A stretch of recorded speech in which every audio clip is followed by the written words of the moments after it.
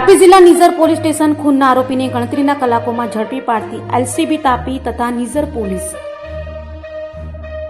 Station apart ભારતીય ન્યાય સંહિતા 2023ની કલમ મુજબનો ગુનો તારીખ 15/2/2026ના રોજ રાત્રે 8:30 વાગે મોજે સરવાળા ગામની સીમમાં નિઝર જિલ્લા તાપી ખાતે બનતા સદર ગુનાના આરોપીને શોધી કાઢવા Shri DS. Gohil police inspector LCB Tapi તથા Shri MD. Vithalpara police inspector Nizar police station નાઓના માર્ગદર્શન હેઠળ police inspector Shri NS. Vasava તથા